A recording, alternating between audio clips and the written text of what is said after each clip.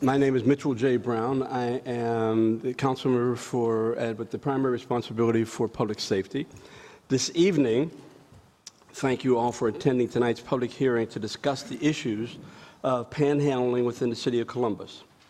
Just a reminder, any person who takes any action to obstruct or interfere with the conduct of tonight's meeting may be charged with disturbing a lawful meeting pursuant to Columbus City Code 2317.12, and any person who enters the area of city council chambers reserved for city officials or invited guests may be charged with criminal trespass pursuant to Columbus City Code 2311.21. Copies of tonight's agenda are available at the entrance of council chambers. In 2008, the City of Columbus passed several laws aimed at reducing aggressive panhandling after dark near ATMs, outside of parked vehicles, and in the roadway. The desire was to address concerns around public safety, especially in areas with heavy pedestrian traffic. Last year, due to a ruling by the United States Supreme Court, the Columbus City Attorney has advised the Columbus Division of Police to discontinue enforcement of these laws. The purpose of tonight's hearing is to provide an opportunity for outreach workers, business leaders, and community members to share testimony on the pervasiveness of panhandling and how best to address it for the purpose of improving public safety. I would first like to offer an opportunity for my colleagues. Also present this evening is President Pro Tem Michael Stinziano and also Jiza Page. Anything? Okay, thank you. I would now like to introduce Laura Baker Morris and Melanie Tobias from the City Attorney's Office to provide an introduction and share how some cities across the country have been addressing the panhandling and neighbor communities. Ms. Baker. Thank you, Councilmember Brown. Thank you, Councilmembers Stinziano and Page, for having us here this evening. As Councilmember Brown has already stated, we are here tonight because there was a decision out of the U.S. Supreme Court in 2015 calling into question the constitutionality of a number of the Columbus City ordinances that are currently on the books. In 2008, when the ordinances were drafted and or amended, the case law at that time clearly supported their legality. However, changes in the constitution of the court as well as their precedent have caused us to be at a position right now where, as they currently exist, their constitutionality is in question. The provisions that we're talking about largely are codified in Chapter 23 of the Columbus City Code, specifically dealing with aggravated panhandling, with following of pedestrian and vehicle interference, soliciting after dark, as well as some of the provisions that deal with pedestrians in the roadway, solicitations and charitable contributions and solicitations in the roadway. Those are the ones that we need to take a look at, and that we're hopeful that a public hearing like this evening would give us the opportunity in the City Attorney's Office to better advise council about what kinds of ordinances we could pass to deal with legitimate concerns within the City of Columbus. In terms of what other cities have done, a number of other cities have taken the same step as Columbus, which is to stop enforcing their existing statutes. That is the situation in Cincinnati and in Cleveland. When you look across at the larger cities across the country, a number of those cities as well are either not enforcing the aggravated panhandling provisions or having meetings similar to the ones we're having here tonight.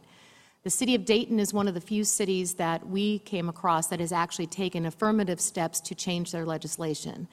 The city of Dayton took away provisions that were in their code that were similar to what we have right now, and instead passed some content neutral, common sense type legislation that will allow to address behaviors that are occurring within the city rather than the particular reason that someone's engaging those behaviors. Specifically, just as an example, the city of Dayton was able to say during their ordinance hearings that they had concerns about individuals approaching people within 3 feet of an ATM.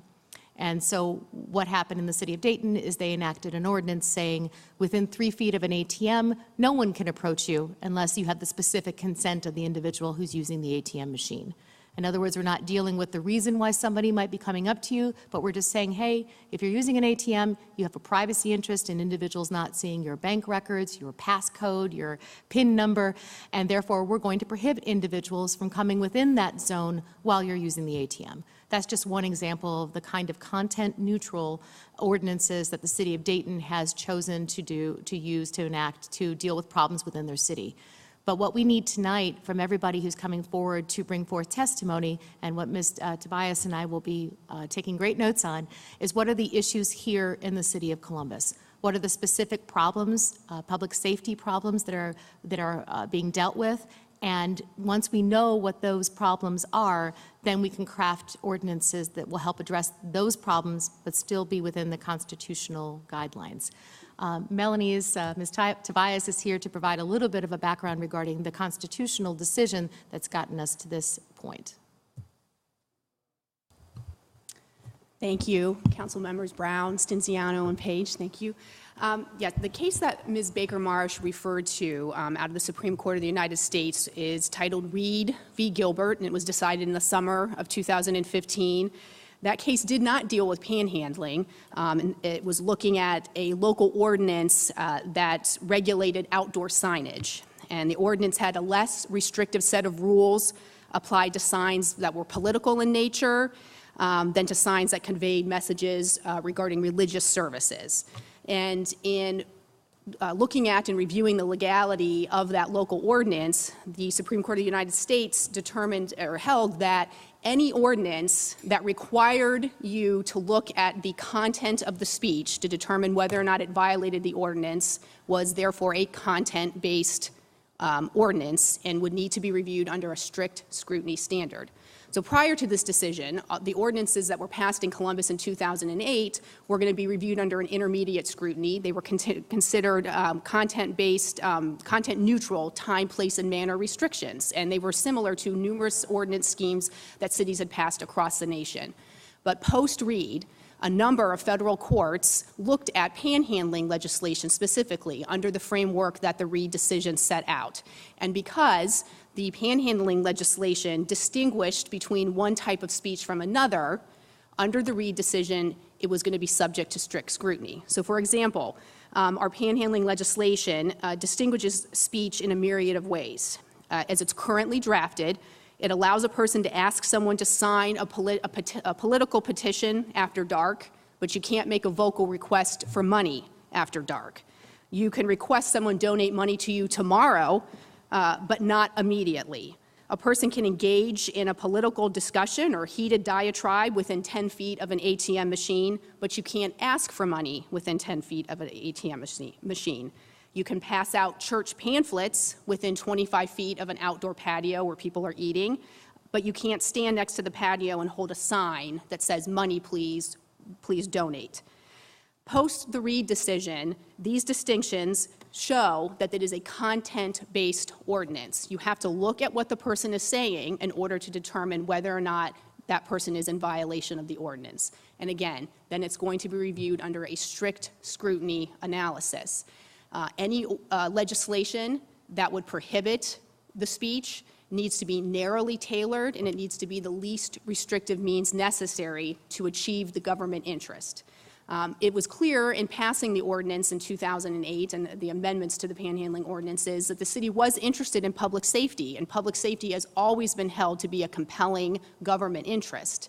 But what's important about these hearings, and what we didn't have in 2008, was a detailed testimony before council as to what exactly is occurring in the community. What specifically are the public safety concerns in the community with respect to panhandling and aggressive begging in the city of Columbus.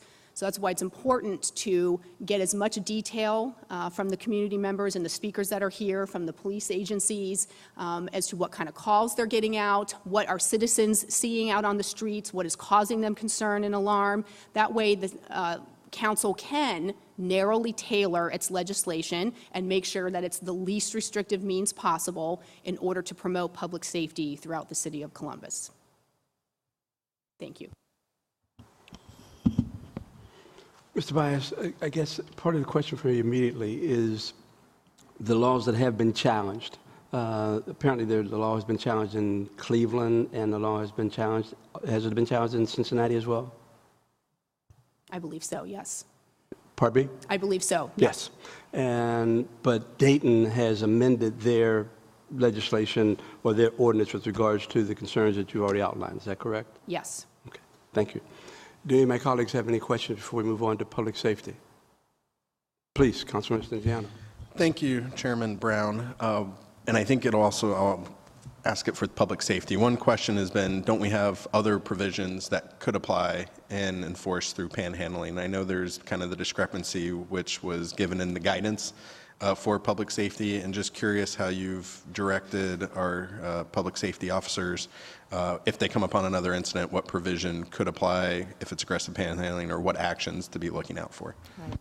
Yes, there are some laws of general effect that are still, of course, in effect in the city of Columbus. For instance, if somebody actually engages in an assault during the course of trying to request money, they could charge the general offense of assault.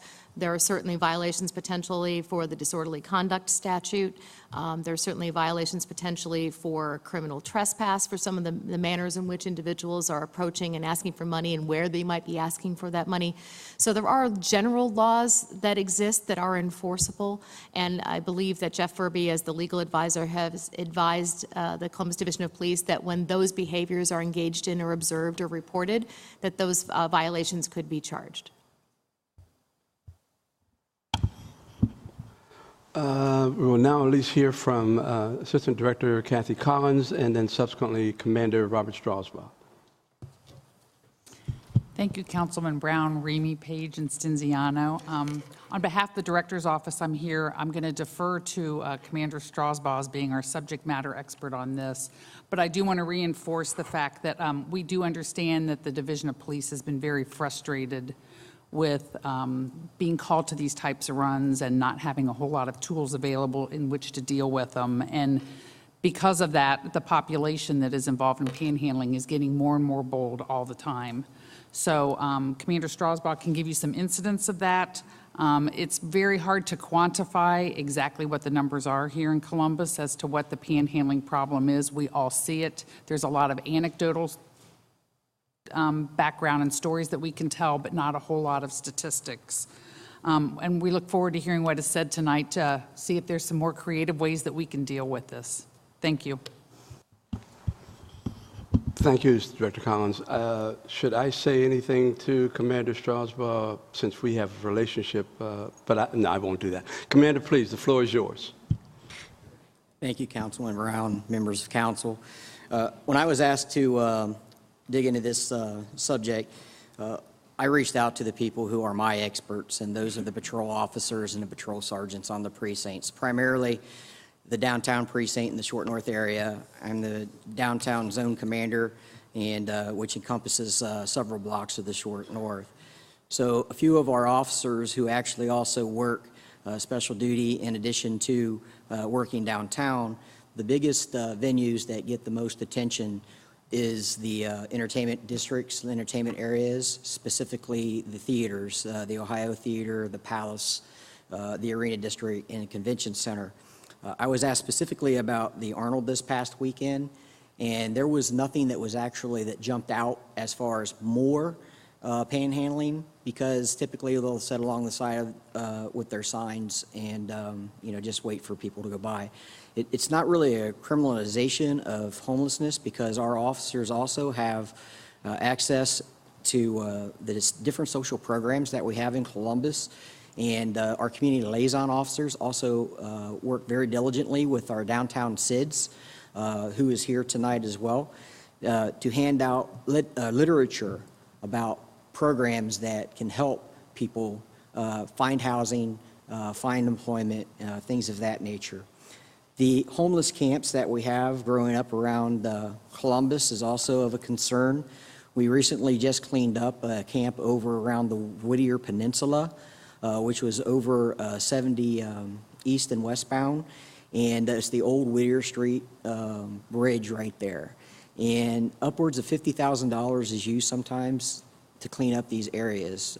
That one we were fortunate because ODOT had most of the costs, but when there's camps are located primarily close to downtown, They actually will leave their camp in the morning, and they will go down to the Short North area, the downtown area, and they'll catch the people coming into work or going into the coffee shops or to get a bite to eat. We had 311 complaints, and this is an estimate by all means, 280 different homeless complaints as far as camps being set up around the city of Columbus, and 31 panhandling complaints, but those primarily just around the downtown area. Emerald Hernandez is our lady who goes out and interacts with these camps and does her best to find resources for them. She's a tremendous asset that our liaison officers have. And we do everything we can to make sure that we find out what their problems are, if they are, in need of drug counseling, if they're in need of employment, if they are in need of housing. Some people fail to recognize that there are just some people who choose to be homeless. And they choose to be homeless either because of issues that they had while they were in the military. And the city of Columbus does a phenomenal job once a year going around and finding out where the homeless people who are veterans are located. The downtown CLO, which is Officer Scott Peck, he also provided that they're having great success with the REACT program and trying to get individuals placed into rehab immediately if they want the help. We can't force them into that. And we also have the new treatment facility at 1430 South High Street, which is managed by Mary Haven. So public safety in the city of Columbus has gone to great strides, not just to look at this as a criminal ordinance, as much as we try to help people try to get out of their conditions that they're in if they need that help. The subtleties that they go to now is they'll sit close to the entries of some of these entertainment venues and not just holding the sign, but what they'll do is they will say subtle words under their breath, God bless, please give me money, or, even, come on, I know you just came from the ATM, can you give me some money? All of those things can cause frustration to not only our citizens who live in Columbus, but our citizens who visit Columbus for the various plays and entertainment shows that we have locally. We also have seen an increase in them sitting around on flower pots outside the businesses or whatever else, and that, of course, in turn damages the property that these folks do for the beautification process of the downtown corridor. And I guess more so than anything else, I would have to be answering questions. I'm better at answering questions than I am giving a speech, so I can answer any questions that you may have, but make certain that all the other members of council know that public safety, the Division of Police, our downtown SIDS, and the city attorney's office is doing everything that we can, not to just look at this as a criminal enforcement option. We're looking at other options as well, and that is that criminal enforcement is the last thing that we want to do.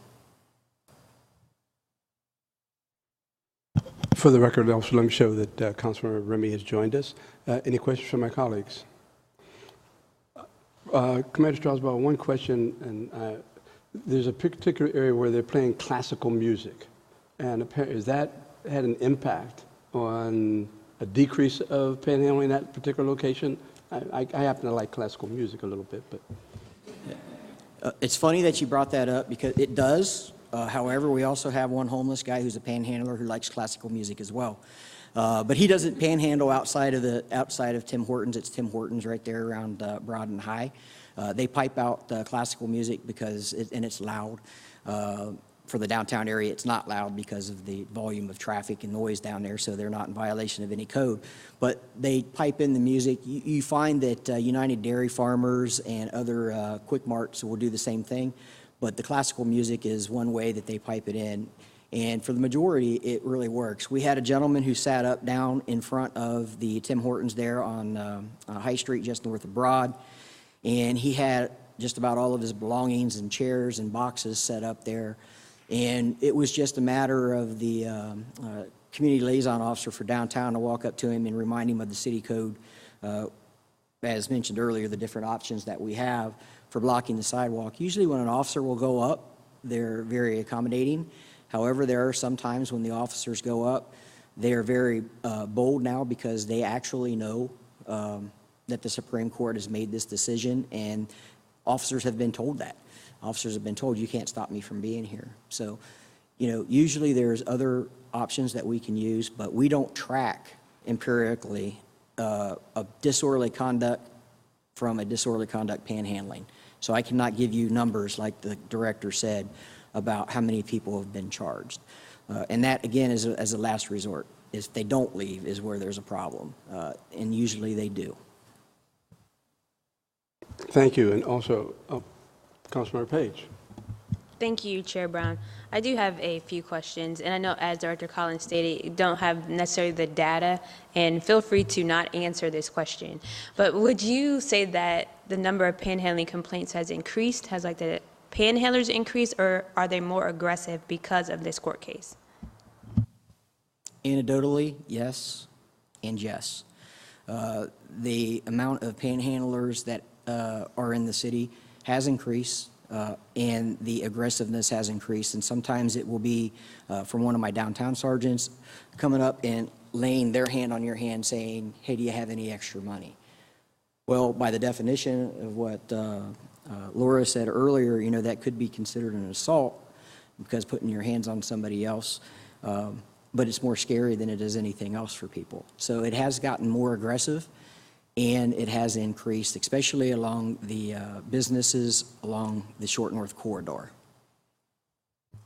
And I believe you said there were 30-some complaints to 311 regarding panhandling. So about 284 homeless camps and 30-some to 311.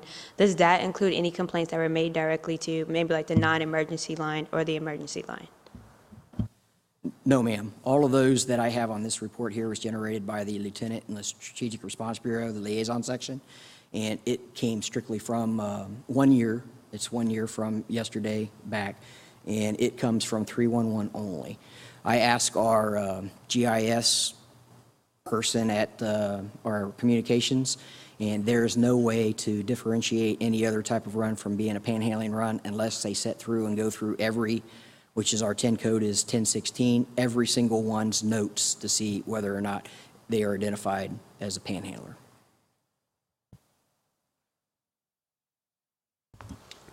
Also, for the record, we've been joined by Council President Hart. Thank you for coming.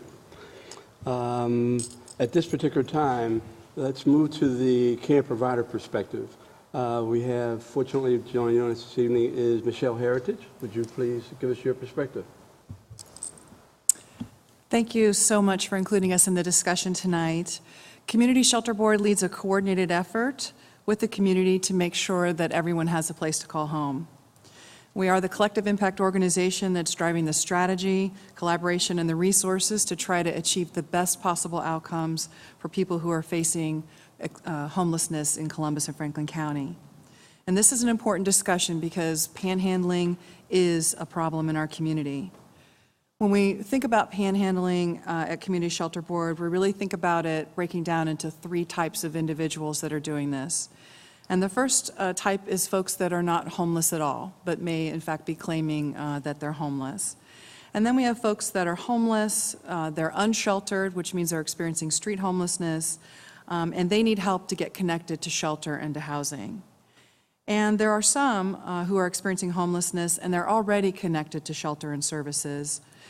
The good news that we have is that of the people experiencing homelessness in our community, 80% of them are sheltered and connected to services. Nationally, that number is only 69%, so that's good news.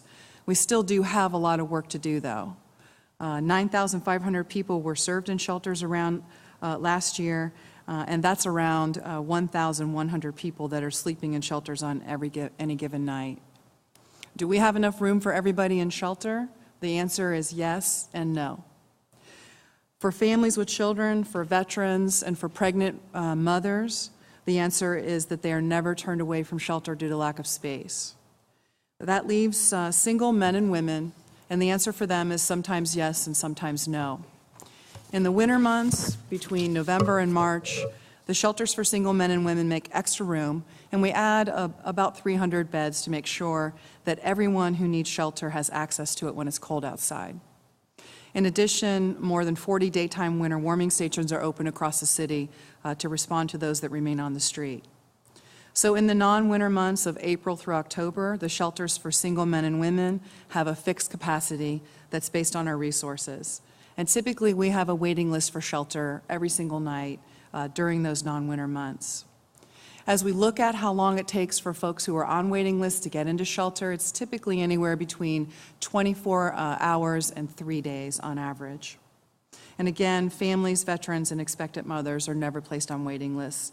We have prioritized limited resources for them. However, even though we do add additional shelter beds during the winter months, our annual homeless count in January still finds people out on the street. And the last count that we did, we found 340 people still sleeping outside, even though they could have immediate access to shelter. Our strategic response to the street homelessness is to fund the street outreach team. You will hear from James Alexander in a few moments from Maryhaven about how they go out and proactively try to work with people to engage them, to link them to shelter, and ultimately to get them housed. Overall, homelessness in our community is actually down. For single men and women, we saw men up by a little bit, 3%, women down by a little bit, about 3%, and families dramatically down. That is great news for us. We have not seen a decline in family homelessness since 2011 in this community, and now we have for more than a year seen the decline in family homelessness. One of the things that we try to think about is what are some of the alternatives to giving cash to panhandlers. When we're asked what our opinion is about giving cash to panhandlers, what we generally say is that we encourage people not to do that. There's things that have been happening around the community, and Lisa, I hope you'll speak a little bit about the Love Kindness campaign that you were so involved in, where we have folks around the community really trying to see what we can do to engage folks that are in panhandling, both experiencing homelessness and those that are not. And as I said, you'll hear from Lisa, and just want to point up the work of the Discovery SID as a model of the ways in which we may go about as a community engaging with people who are engaging in panhandling and experiencing street homelessness. I want to say thanks again for including Community Shelter Board. We stand as a resource to you in this work that we're doing around addressing panhandling. And as always, thank you so much for your support and your partnership as we are along this journey. Michelle, you made reference to the fact that the numbers are decreasing. Give me your reason why you think that's occurring. The decrease is what we're seeing is mostly among families. There has been a couple things occurring. One, we're getting far enough away from the recession that some of those recessional impacts are starting to mitigate. The second is there's many innovations that are happening in the community to specifically address families. We have a lot more focus on preventing homelessness than we've ever seen before. The Family Homelessness Prevention Collaborative, which Councilmember Page is a part of, is one such thing. We're seeing this community focus in a way we've never seen before on eviction prevention and mitigation of evictions. We're starting to see a focus on building affordable housing and bringing more of that online. And so I think when you start to add many of these factors together, that has a lot to do with the decrease in family homelessness. For our single men and women, we're really seeing them just stay kind of steady. We're not seeing that decline like we are with families. Thank you. Any other questions? We're going to hear from Mr. Alexander. Mr. Alexander, the floor is yours, sir.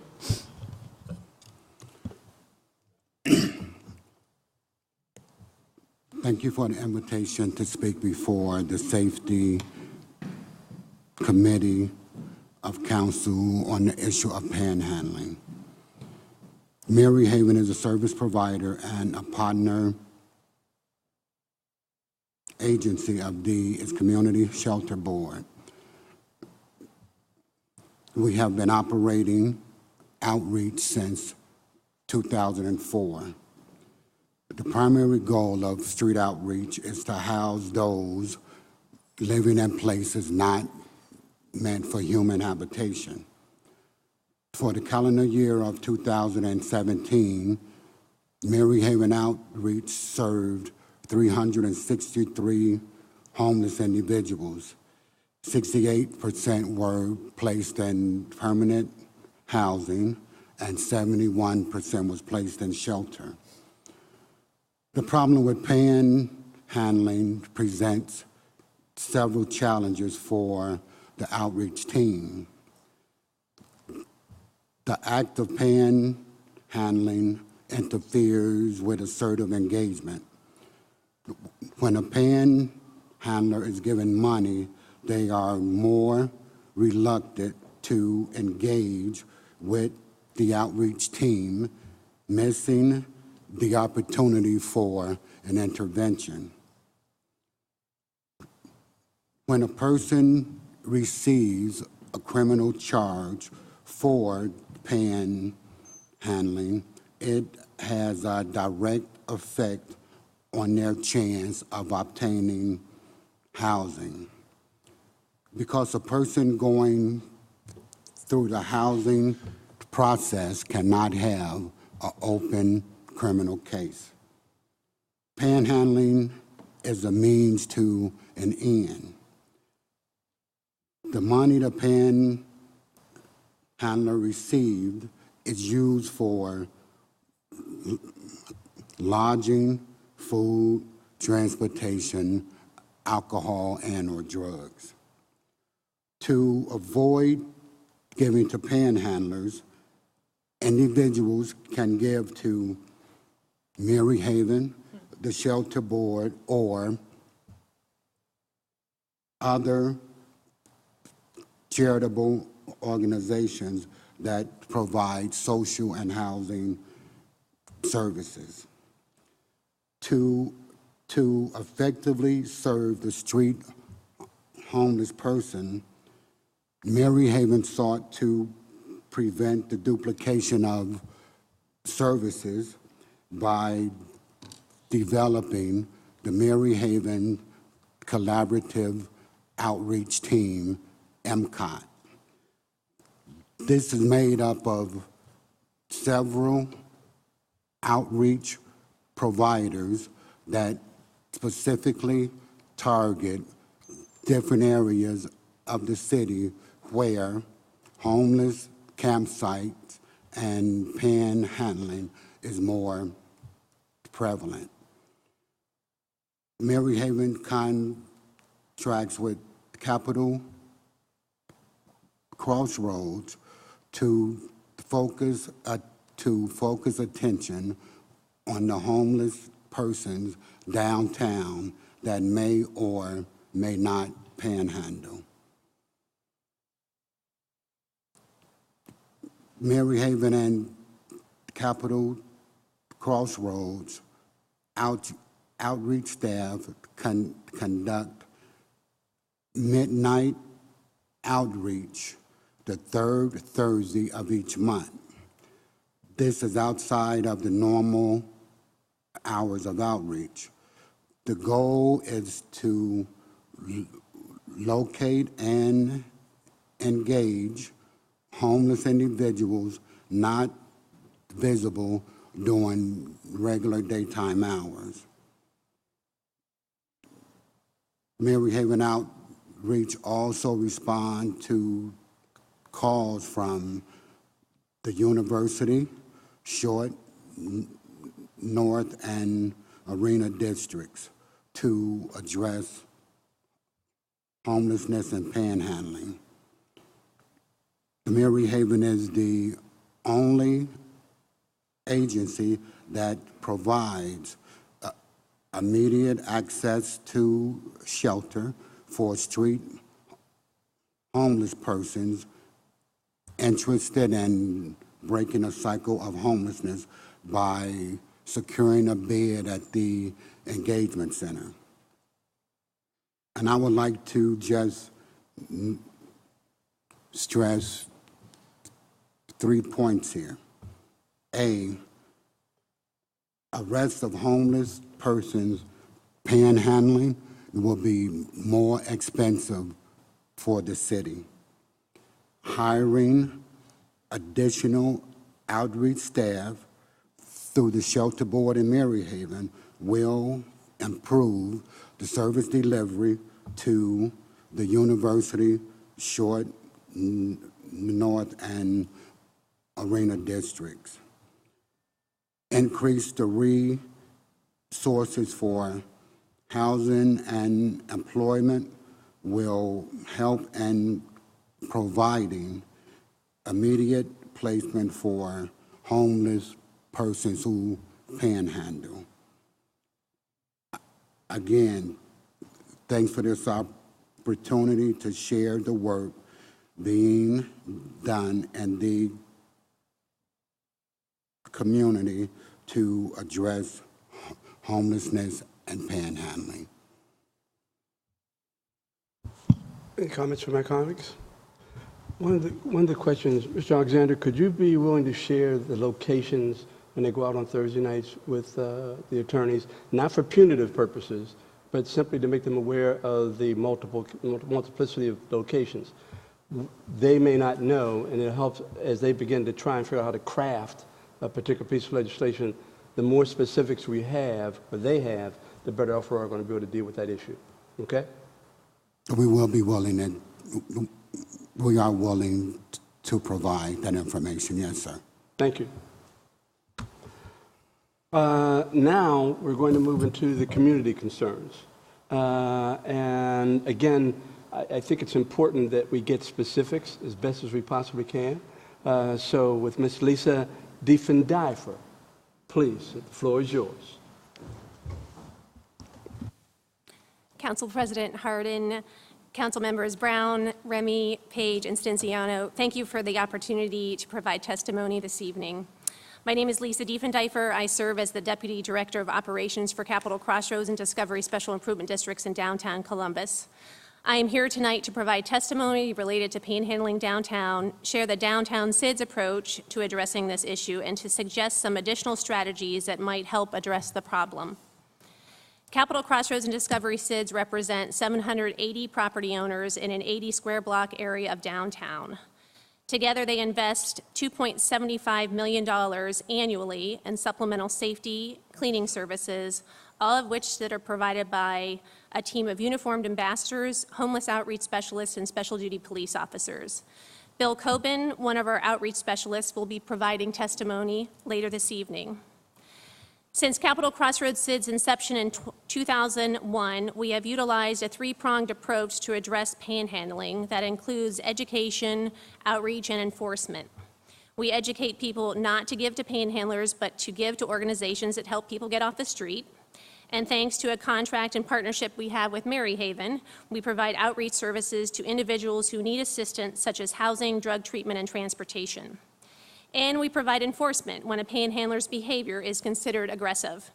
Unfortunately, as we all know, enforcement has become more difficult and challenging because of some pending code changes.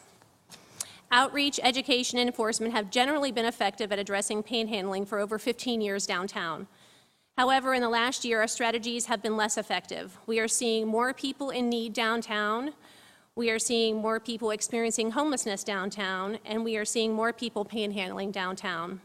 In the last year, our team responded to nearly 1,000 calls from concerned downtown employees, visitors, and residents requesting we check on an individual's well-being. Well-being calls are related to individuals who seem like they need medical attention, mental health assistance, treatment, housing, and other resources.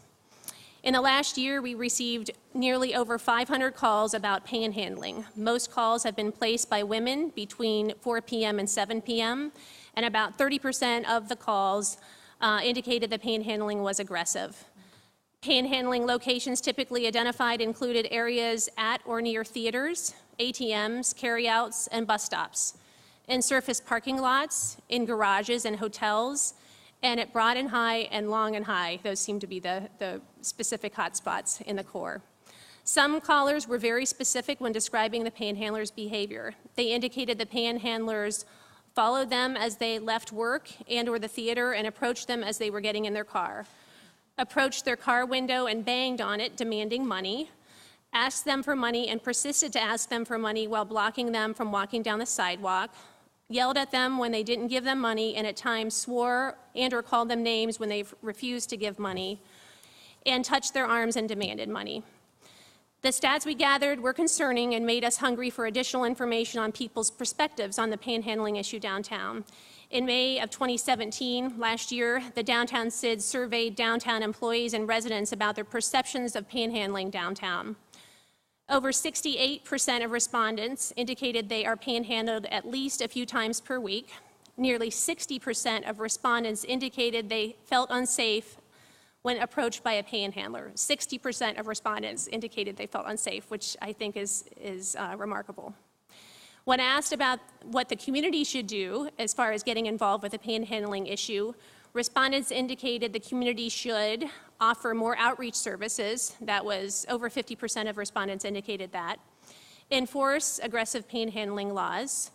Develop and share educational materials related to assistance options for the general public and panhandlers, and develop alternative giving options.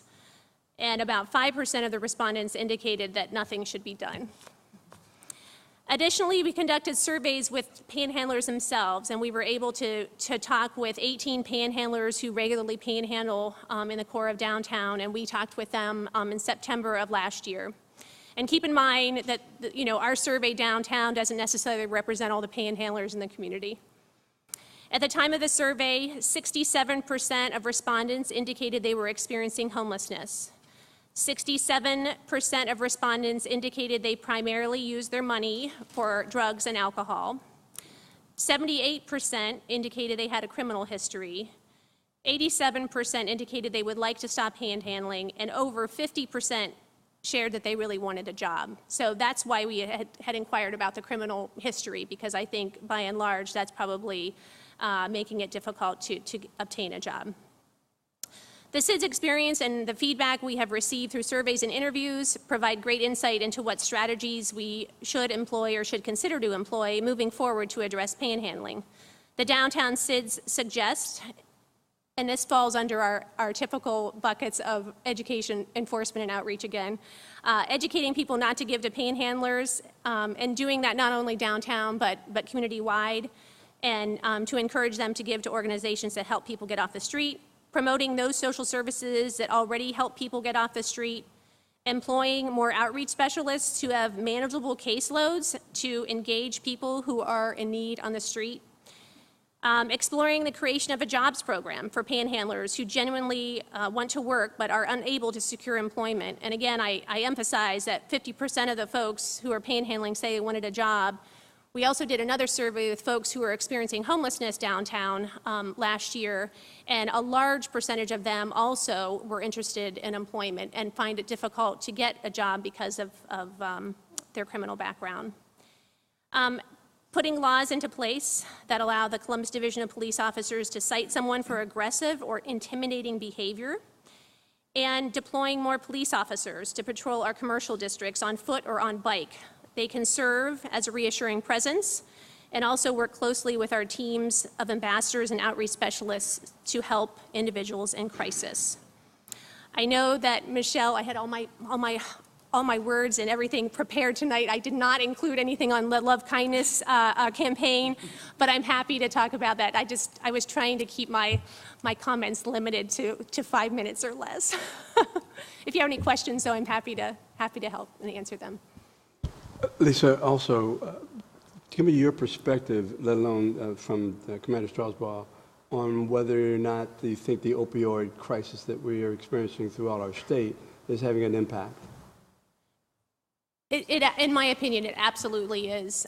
We are homeless advocates, and our outreach specialists have engaged folks who are panhandling, and they have indicated they're actually coming in from the west side to come downtown to panhandle, and they're living on a camp, and they're addicted to heroin. So I think that Bill Coben, our outreach specialist, I think he's going to touch on this and that topic as well in his testimony.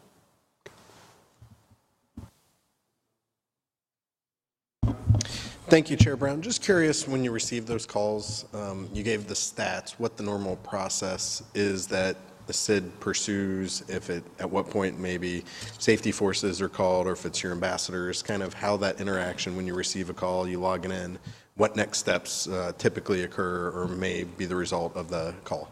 When we receive a call, we dispatch one of our ambassadors and potentially one of our outreach specialists to the location and try to engage the individual and find out what their needs are and connect them to services. If they're not interested in services that day, we still leave information with them. If the person is aggressive, we would then ask our special duty officer to come and arrive on the scene as well. I'm going to go a little bit out of order because I know Mr. Hanson has some other responsibilities he got to go to. So, Matthew, would you please speak to the issues with regards to the University Area Special Improvement District? Thank you, Councilmember Brown, for organizing this hearing, and Council Members Remy, Council President Harmon, Stinziano, and Page for your attendance. The University District SID consists of the areas along North High Street from East 7th Avenue to East Northwood Avenue. Our younger resident population, both on and off campus and high foot traffic areas, makes panhandling in the University District an attractive opportunity.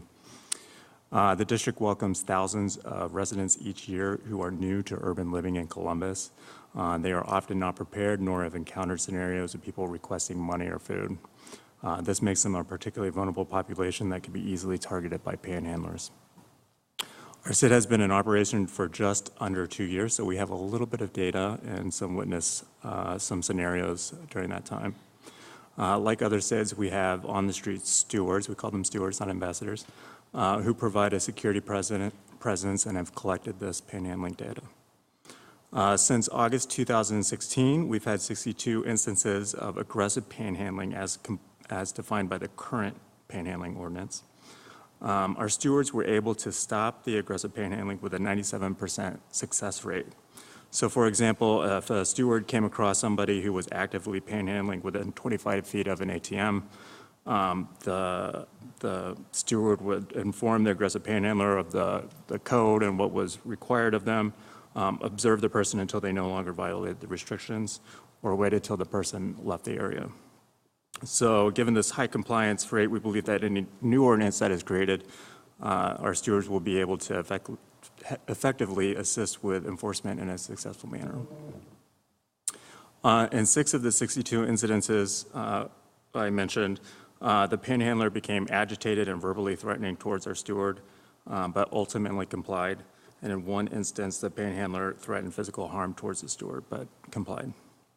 Late summer and fall is when we see most of our panhandling activity, as this relates to the start of the regular school year at Ohio State, and the students are returning back to the neighborhood. Our stewards have observed that lines are frequently targeted by panhandlers, whether it be at like Chipotle or there are people queuing up for a concert at the Newport. In the University District, there are ATMs located just about every block.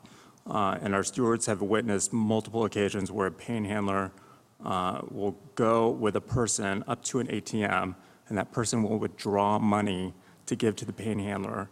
And we see this as a real safety concern. And with such easy access to funds up and down High Street, we want to be able to minimize that type of transaction. Actually, another incident reported to us by one of our interns, his roommate was panhandled after dark on High Street. The panhandler then requested his roommate to follow him around the corner towards Pearl Alley to retrieve his cup where he held his money. But at that point, when they were alone, he was then robbed of his wallet and cell phone. So the timing and ability to panhandle at dark can complicate matters and decrease somebody's awareness of their safety. Since the panhandling ordinance has not been enforced, our stewards have not reported any incidences of aggressive panhandling. However, the panhandling continues during times and locations where we consider the activity to be dangerous. This includes panhandling at night, near ATMs, bank entrances, parking meters, and while waiting in lines. The lack of an enforceable definition on aggressive panhandling has prevented our stewards from addressing these safety concerns. We see a strong correlation between those that are homeless and those that engage in panhandling. And in just the recent months, the city has seen an 85.7% increase in homeless individuals in the area that have been camping or trespassing on private property. And so that has also equated to an increase in observed panhandling in the area. The city has worked to educate our area businesses and residences on resources available for those in need. We have encouraged individuals to donate or volunteer their time instead of giving money to panhandlers. We have displayed signs on the street, passed out information at our panhandling hotspots, and provided our businesses with a directory of services for those in need. Education will be the most effective tool to combat panhandling, along with an increase in outreach professionals to address homeless populations.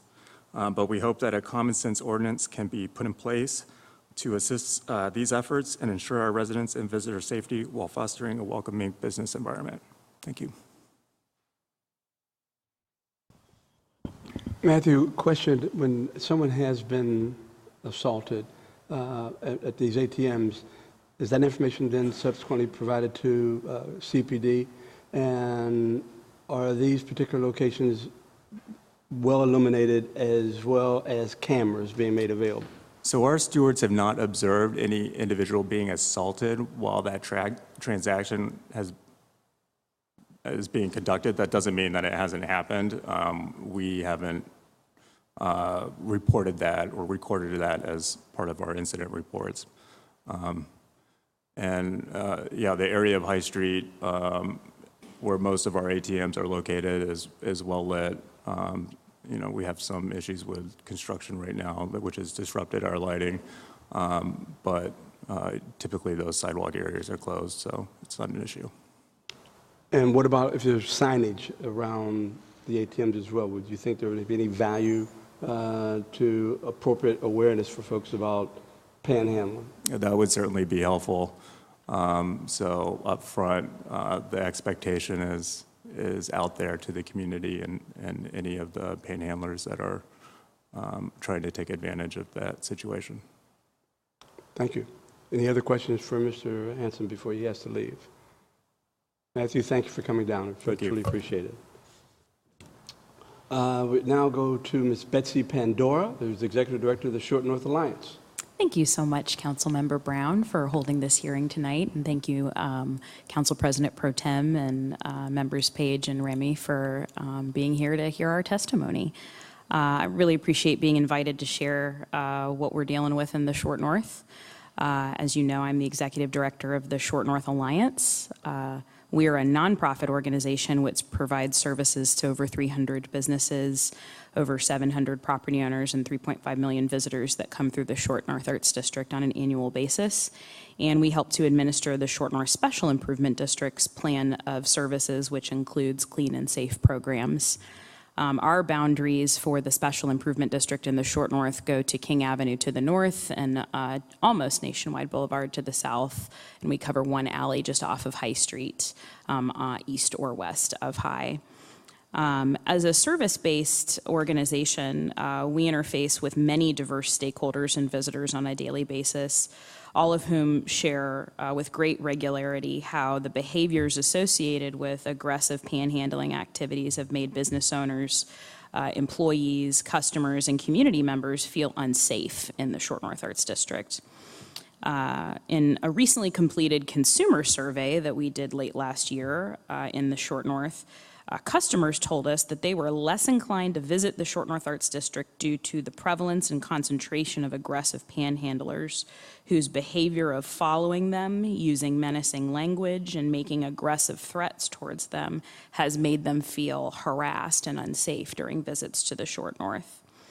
In our surveying, we've learned that metro visitors, so folks that don't live in or work in the Short North proper, comprise about a third of our core customer base for the Short North Arts District, and they're telling us that they are less inclined to spend their dollars in the Short North Arts District and visit because of these safety concerns regarding these behaviors related to panhandling.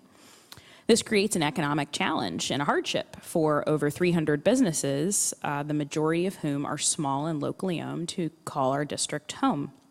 Each year, we survey members of our business community regarding overall issues of safety in the Short North Arts District to help inform our services for the district.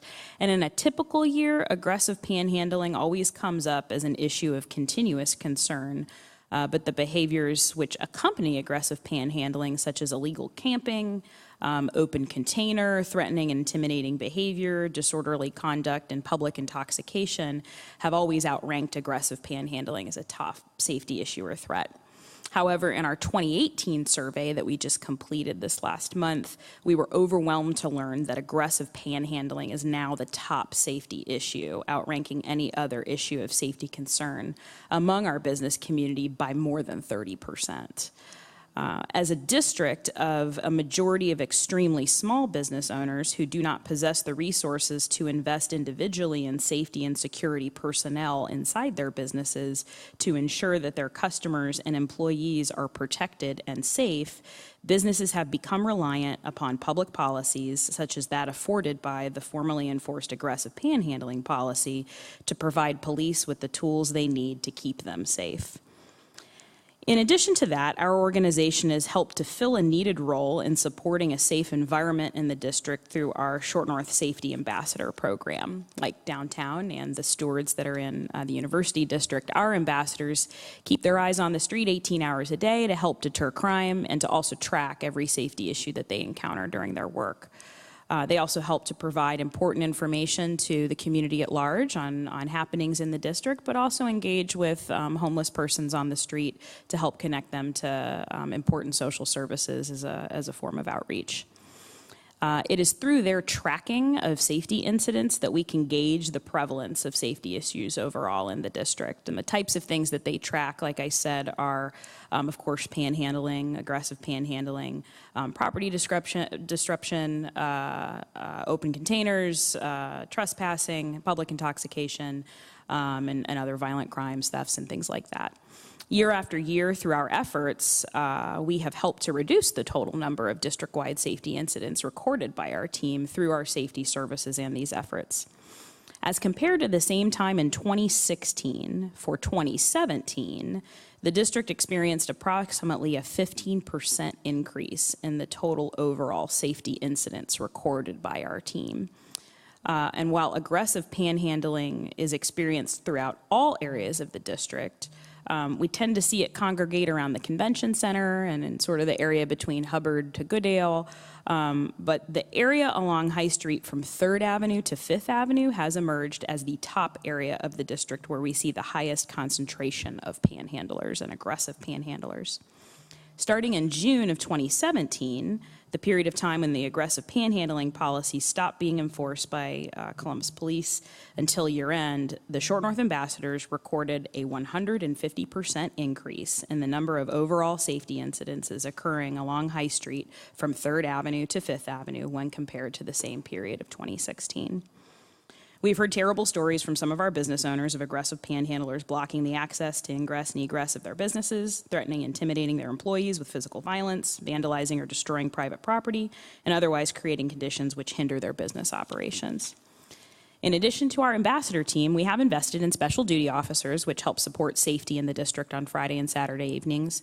And we've also distributed educational materials to help encourage district customers and employees to support a great number of wonderful social service organizations, not the least of which are the two seated behind us, as deterrents to aggressive panhandling. Relative to other areas of the city where there are incidents of violent crime that are quite high, the Short North and downtown are relatively safe places. But perception is a really powerful thing that impacts one's sense of safety. And the numbers that we track, we think, affirm that perception is becoming reality, and that without other educational tools, community-wide strategies, investments in social and outreach support services, and policies which help support enforcement of a safe environment for district customers, our business owners and the folks that live in and around the High Street core of the Short North, our community is left vulnerable to chronic harassment, and our police are left without meaningful ways to help protect public safety. As an organization, the Short North Alliance certainly looks forward to continuing a dialogue with our community on how we can work together to support a safer Columbus, and I'm happy to answer questions about what we're experiencing in the district. Any questions? Pro Tem Stinziano. Thank you, Chairman Brown. Thank you, Betsy, for being here. So you mentioned a couple incidents. Just curious, particularly with some of the incidents, how it was determined kind of they elevated from panhandling to blocking egress, ingress, or the physical violence. Is that something the ambassadors are recording through what they're hearing from the people that have contacted you? Just kind of, again, walking through the process, but looking for as many specific examples. And I think you guys, based on your survey, also may have a list that could help us in the record as well. Sure. So when we record information, it occurs because someone has called our team and asked for them to come out and address a safety issue. It's also because it's something that our ambassadors witness because they are out and about. So how those incidents escalate varies given the nature of the incident and all that's involved. But it is the case that people are either calling us or they are calling CPD directly, or our ambassadors are observing these things. Betsy, can you also make sure you, as well as Mrs. Diefendijfer, provide that information to Laura? Again, specifics become significant compared to the anecdotal information as we begin to figure out how we're going to craft whatever we're going to craft to deal with this issue as best as possible. Absolutely, and that's why I think there are a number of our business owners that have come here tonight to share some specific stories with you about what they've experienced. So we're happy to share information, but glad that they're here as well. Thank you. At this particular time, we're going to hear from Mr. Trent Smith, Executive Director of Franklinton Board of Trade. Councilmember Brown, thank you very much for the scheduling this hearing and inviting me to speak. President Pro Tem Stinziano and Councilmember Page, thank you as well for being here. The Franklinton Board of Trade is a small nonprofit that serves as the Chamber of Commerce for the Franklinton neighborhood, and we started formally addressing this problem early last year in 2017. This was in response to some particular problems that one of our newer retail customers were having on the Broad Street corridor, and it was directly related to aggressive panhandling. And what I can tell you is that in regards to your question earlier to Ms. Diefendijfer, the opioid crisis is absolutely a contributing factor in the Franklinton neighborhood. Being a small nonprofit, we don't have ambassadors and we don't have stewards. It's actually just me at this small nonprofit. But what I can tell you is that I could relate the same type of statistics, probably if I had them, as what was just told to you by Mr. Hanston and Mrs. Diefendijfer and Ms. Pandora. I don't have specifics, but I could tell you that I would imagine that if I did have statistics in Franklinton, it would be equal or worse than what you heard tonight. A lot of our problems are centered around the Franklinton Square Shopping Center. That is an area that has several retail locations, several fast food restaurants, and also directly across the street from that shopping center are other fast food restaurants who experience this problem on a daily basis. The aggressiveness, I can speak personally to that aggressiveness because it happened to me just today. I was down there at the post office at the Franklinton Square Shopping Center and was approached by a young man who used the language that Mr. Alexander alluded to. He told me, he said, "God bless you." And I said, "Well, God bless you too." And I walked away. And he started to follow me in my truck. And he wanted money. And I told him I didn't have cash. And he stood there at my window as I got in the door. And as I shut it, he walked around to the other side and attempted to bang on the passenger side window, but I drove away. Now, I've lived in the neighborhood for about 5 years now, so I'm used to it. I'm there every day, I work there, I live there, so I'm used to this kind of behavior. But I can't imagine what this must feel like to someone coming off the interstate and stopping there at McDonald's or possibly stopping at the post office to get stamps or whatever they might be stopping there for and experiencing this. This is what was happening at Playful Pets down at Green Street and West Broad, which is just off this 315 South exit onto Broad Street. His business is dependent on customers from other areas of town who work downtown coming down and dropping off their pets for the day. And when they get in and out of their cars, whether they're dropping off or picking up, and this activity is happening, it scares the life out of them. And they're not equipped to handle it like someone like me would be because they're not used to it. And so the reaction is going to be they're going to get their dog in their car and they're going to go away and they're not going to come back. And that's the same situation that would happen with somebody going to the McDonald's or perhaps Tommy's Diner or any of the other establishments that we have around there who are dependent on retail business coming in and out of their doors. So it's a major concern. And I was also pleased to hear from both Ms. Heritage and Mr. Alexander that the answer is not giving them cash, because that's something that I talk about quite a bit. And it is so frustrating to me when I see people at the off-ramps, whether it's I-70 or 315 or wherever, and these guys are standing there with their signs, and you see people, handing $5 bills out of the car. And it just incenses me that they're coming from a different neighborhood to my neighborhood and giving people money that is perpetuating the problem that we're trying to get rid of. Now, one of the things that we've, since we started formally addressing this, one of the things that we absolutely understand as a business community, and we've evolved in what we understand. So I would say that we've become more sensitive to the human aspect of this problem. We understand that all homeless people are not the problem. We're talking about probably a fairly small percentage of homeless people who are actually the aggressive panhandlers and the people causing these types of unpleasant activities that make people not want to come back to our neighborhoods. We get that. But we also understand that we can't arrest our way out of it.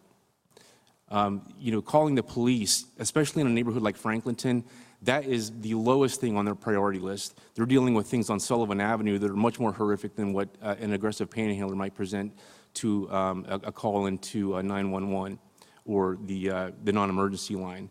So we get it that we're not going to be able to have police arrest our way out of this. One of the things that we're trying to do as an organization, being small, we're working on this, but we're making some progress. We're trying to work with some of the retail businesses at the Franklinton Square Shopping Center to convince them to collaborate and pool their resources so that we can hire a private security firm that would patrol that area.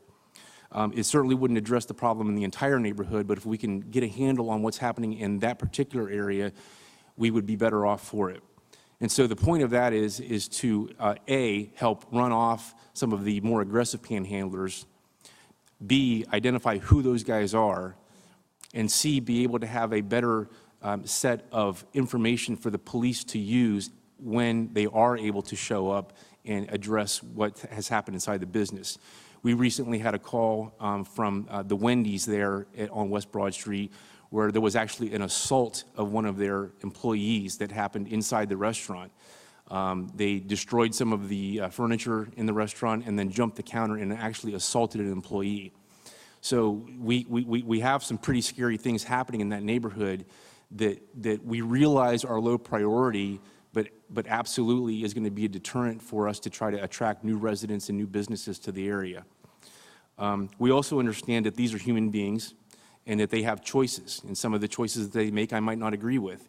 But when their choices cause a business to make the choice to close or move to a new area of town, it absolutely destabilizes the progress that we've made as a neighborhood, especially west of the freeway. There's been a lot of great things that have happened east of the freeway, and that continues to happen, and I'm glad for it. But a lot of my focus is west of the freeway, and that's where the concentration of this problem is happening. So in addition to the attempts to hire an outside security firm, I do have aspirations one day to have stewards or ambassadors, just like the other special improvement districts that we've heard from tonight. We're a long way away from that right now for our organization, but it's something that we're working towards and we hope to achieve sometime in the near future. The other thing that I would like to see the city step up with is I would like to see an aggressive ad campaign using the media to explain to people, do not give cash to panhandlers. As Mr. Alexander explained, that cash is much better spent giving it to Maryhaven, giving it to NetCare, giving it to Mount Carmel Outreach, giving it to any number of other resources that would be able to get those people off the street and into a better situation and get the counseling and the guidance that they need so that they don't need to panhandle. If the statistics are true that 80% of these guys want work, let's get them work. There are examples in other cities, big cities across the United States, that have done work programs that get these guys into employable situations. And I realize that really doesn't do much without housing, but we have the people in this neighborhood that can do housing for these folks if they have the resources to pay some sort of a small amount for rent.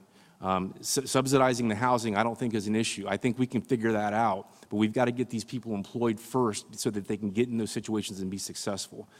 So if I had to ask for two things, I would ask this. I would ask that we have an ad campaign that would let people know that giving cash to the panhandlers is not helping. And I would ask that we get more resources to the police department so that we can get more help in neighborhoods like Franklinton. And I would ask that we give more funding to places like Maryhaven and others so that they can employ more outreach workers to get them on the streets and into the lives of these people that are causing the problems and making it so hard for us to attract new businesses and residents to our neighborhoods. Thank you for the opportunity to speak. Thank you, Mr. Smith. Any comments? Councilmember Page? Chair Brown and President Pro Tem Stinziano, if I may ask a question to the attorneys as well as public safety based on Mr. Smith's comments.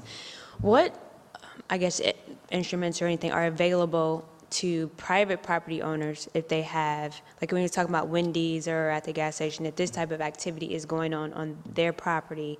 And then for public safety, I know CPD has an agent authorization form that CPD can act as an agent to trespass individuals off the property. And is that something that could possibly be an avenue for private property owners? Councilmember Page, yes, certainly if private property owners, as opposed to the city and public property, can absolutely ban individuals from being on their property. They could post signage around their parking lots and private property area prohibiting panhandlers from being in the area and from being on their property. And if those individuals come onto the property and are engaging in panhandling behavior, they can call the authorities to report that, and they could be charged with trespassing. Yes, we have a trespass authorization form. As a matter of fact, it's right now going through concurrence to be updated. And what it's being updated, the form itself and the ideal is not being changed. It's just that now we're requiring the corporations to actually recognize that they have to update this every year. And the reason for that is if there's one in place, an officer can call our record section to find out if there is a form in place. Well, sometimes those forms are completed by 3-4 managers ago. So just as a quality assurance, we added a line on there that this form is good 1 year from today's signing, and then that is turned into our record section. And yes, businesses can use that as a way, as long as they put the proper signage up on their property. So Wendy's closes at 10 o'clock. And if Wendy's closes at 10 o'clock and no one's supposed to be on their property, and if a proper sign is up and an officer comes along and that trespass authorization form is on record, then an officer can actually take action. Thank you. Thank you, Chair. And I guess to the same group. So how effective is that? If someone's experiencing what we heard from Michelle, homeless and unsheltered or homeless but shelter, giving such a citation, is that really going to be effective for the businesses? Is that something we're really going to be able to enforce? Yes, we cite them, but how realistic are they ever going to pay that citation, pay heedance to that?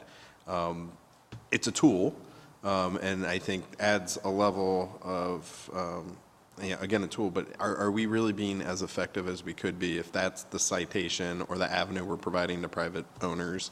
And I understand we only have so many tools we can pursue. Thank you, sir. Most of those are actually done for apartment complexes. There's not too many restaurants that actually use that form. It's more so to get the habitual people who come to visit somebody in an apartment complex, and it's a very effective tool because the first time they are warned, and then the second time, if they're warned by somebody and then it's documented, and then the second time they get a letter saying that, hey, you can't trespass on this property anymore, then the tool is used there the second time. So it's more of a tool for the second time around, not the first time around. Many people, panhandlers, loiterers, once an officer goes and says, you got to leave, the management wants you to leave, many do so. And when they fail to do so, when the officer's at scene, all we need is for the manager to sit there and say, I want them to leave. We ask them to leave, they fail to leave, then that's criminal trespass. But typically, sir, most of them leave on their own as soon as the officer shows up. So the pain of the citation, trust me, the officers would much rather prefer to chase down a felon than write that as a tool. If I could say one more thing about that, we are very familiar with the trespass authorization form in Franklinton. I've had several businesses that have filled them out. And while I appreciate the intent and the spirit of what that form is meant to accomplish, it sometimes can just provide a false sense of security for the business owner, because again, I would go back to what I said earlier about the priority level of that call. When we're dealing with a neighborhood like Franklinton, a trespass call, that might get responded to an hour and a half after the call comes in. And that person has long since done the damage, scared off the customers, and been on his way. So I appreciate your comments on that. I appreciate the intent of the form, but I wish there was more that could be done in that regard, because it doesn't really work in the situation that we're facing right now. And we've widely used that form throughout the short north. I think it's a little concerning to hear that now there's going to be an annual filing of that form. I think it's a lot of work for some of our businesses to be able to do that. So I'm concerned about the impact and effectiveness of that process if there's now an annual process being introduced into this. And last, with regards to the community concerns, Ms. Carrie Kaufman, who is the Vice President of Tourism and Experience Columbus. Ms. Kaufman? Thank you, Councilmember Brown. Thank you, Councilmember Stinziano and Page. And thank you for including Experience Columbus this evening. Our point of view is obviously from the visitor experience perspective. Annually, Columbus welcomes nearly 40 million visitors, and they directly spend $6.4 billion in the greater Columbus area. And our sector, our tourism sector, supports 75,000 jobs.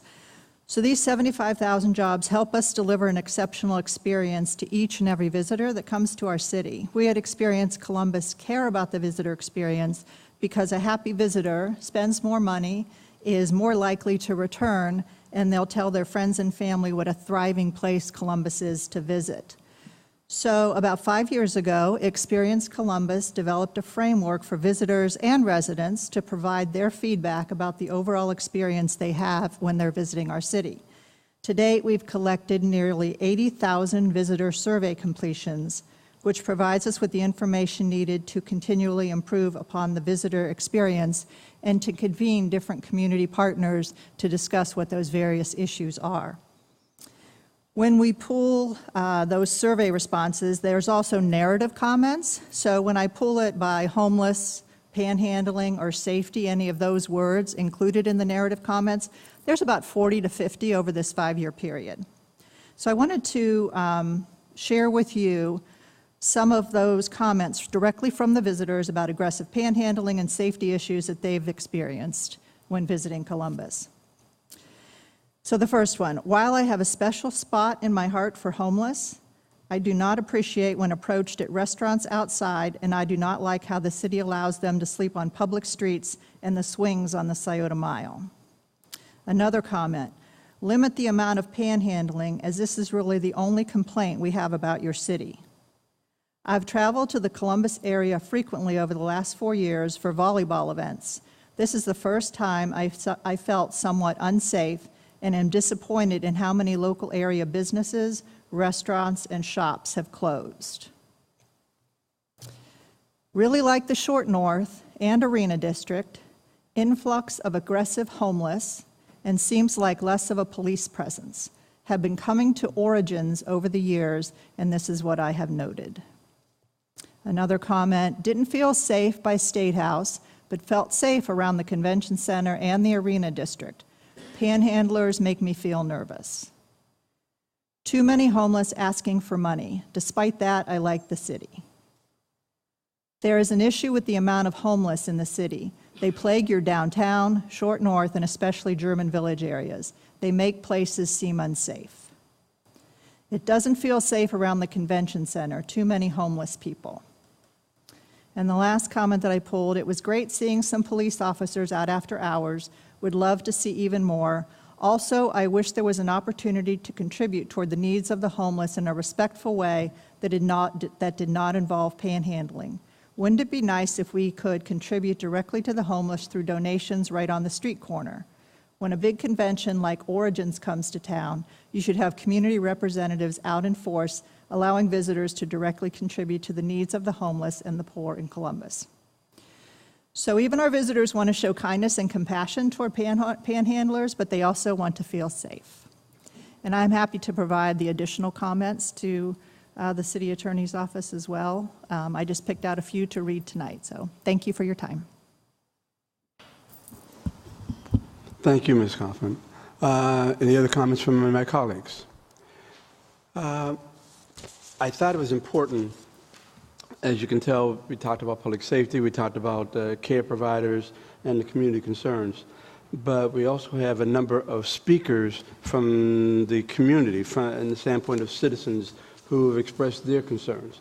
At this particular time, I'm going to allow that to take place. We will take public comment. I will call the name of the individuals that filled out a speaker slip in the order in which they were turned in.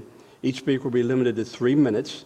Please share your name, address, and any organizations you represent before you begin your statement. And the first speaker slip is from a Mr. Rick Morrison-Wolf. He may not be present. He may have left already. Mr. Wolf emailed me earlier today and unfortunately was not feeling well, so he provided written testimony for the record. Thank you. Mr. Timothy Rodewalt, please. The podium is yours, sir.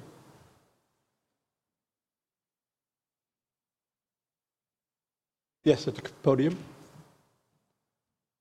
Please state your name and any organization you represent, and you have 3 full minutes, sir.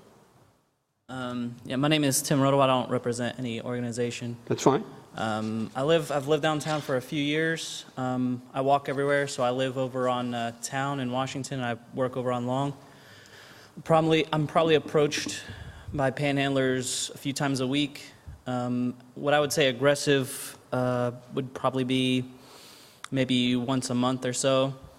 It's normally on Saturdays when the guys over at Faith Mission are going to the cathedral to get the food that they provide to them, and that's probably the most aggressive group. But I think the problem is that what the guy from Franklinton was saying was that people are giving them money and it's encouraging them, and I think if people just learn to say no more, that I think that would be a big help. And yeah, I would love to see more resources given to the SIDS and things like that to address the issue. But other than that, yeah, that's pretty much all I have to say. Yeah. Timothy, thank you for coming down. Appreciate it. No worries. Yeah. Mr. James Ford.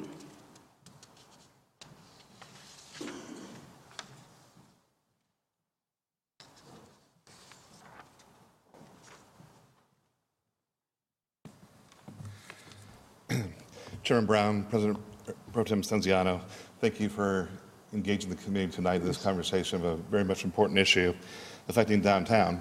It concerns me as downtown and Columbus continue to grow. This is going to be an issue that's going to affect and impact our continued growth in the future. So I appreciate your efforts in convening the meeting. The aggressive panhandling and loitering downtown are definitely going to cause a problem with our growth if we continue to not address the issue head on. I come not to complain. I offer my sincere support for the issue. I want to be a help for the problem. I don't want to be a part of the problem. And I genuinely offer my time and resources to help out with the issue. I know it's a societal and it's a social issue too, and we can't address this overnight. It's going to take some help from the city, social services, law enforcement, but I think it's a multifaceted approach we can take that will solve the problem. I want you to know that I've been a stakeholder downtown now since 1994. My practice is on the ground floor retail level. I've been there for 24 years downtown. I'm here 6 days a week, so I pretty much have my fingers on the pulse of what's going on downtown. Sometimes for the good, sometimes for the bad, but I think I have a good feel of what's going on. And I've been active in the community. I feel that I should be active in the community that supports my practice. I've also been active in the Gay Street Collaborative, and I was on Mayor Coleman's Bicentennial Commission representing downtown. So I've been active down here for quite some time. I think panhandling and lording have reached epic levels, not only in the frequency, the number of people per block, the amount of people per block, the number that they're out there, the density, if you will, but also the intensity. It's not uncommon, as we heard earlier this evening, for a panhandler to not leave you alone, not take no for an answer, grab your arm, become verbally aggressive, harassing, and sometimes even threatening. It's especially concerning, as I mentioned, around the ATMs and parking meters where people have their purses open or their wallets open. And I think the panhandlers know that. They can become more intimidating when you've got your wallet out or your purse out. Speaking just in regards to my office, daily we have 4 to 6 panhandlers coming in my office asking for money, asking for food, asking for anything they can get, asking for money for a carryout, for drugs. They frequently become loud and belligerent when we say no. I've had several patients come to our aid at the front desk, to my receptionist for my aid, thinking we were in danger and coming to help to our aid at the front desk because people become loud and aggressive. Daily in good weather, as you've probably seen being downtown, there are several people laying on the sidewalk leaning against my windows. 4 or 5 times a week, we have to knock on our own front door to get out of our front door because people are laying there. When I came to the meeting tonight, I had to knock to get out of my front door at 4:45 in broad daylight because somebody's standing there panhandling.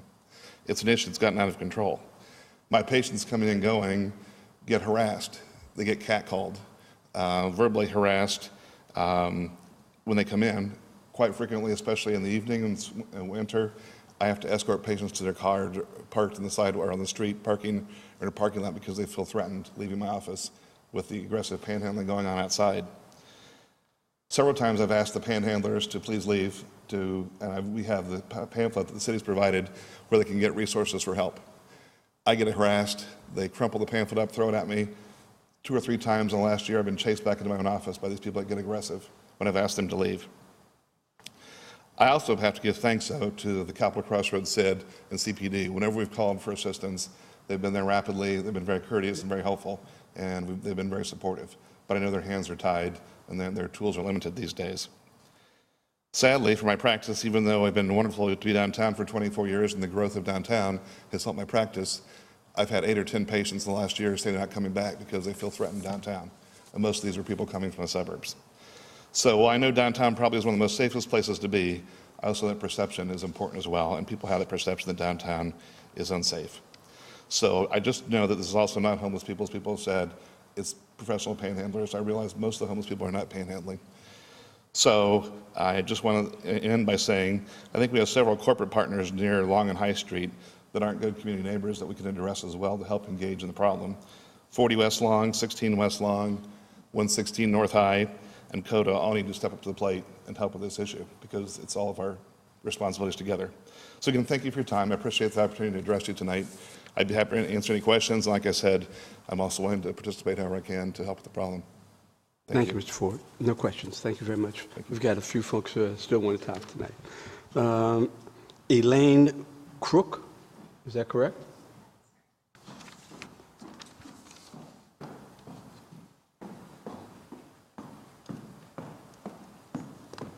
My name's Elaine Crook. I am representing myself. I Talking work at Broad and High. I've Okay. been there, working there for about 7 years. I'm also an avid runner, and I run a lot of races downtown.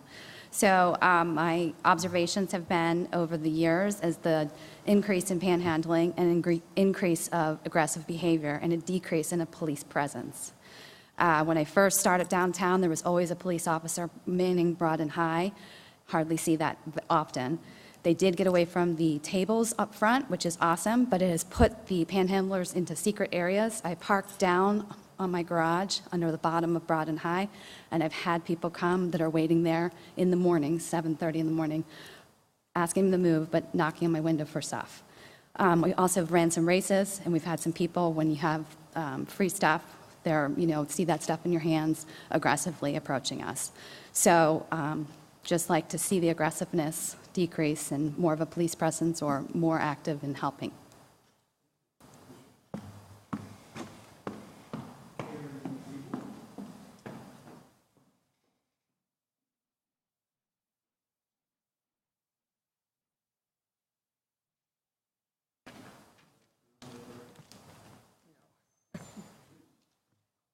My name is Corinne Dybel, and I live in Clintonville.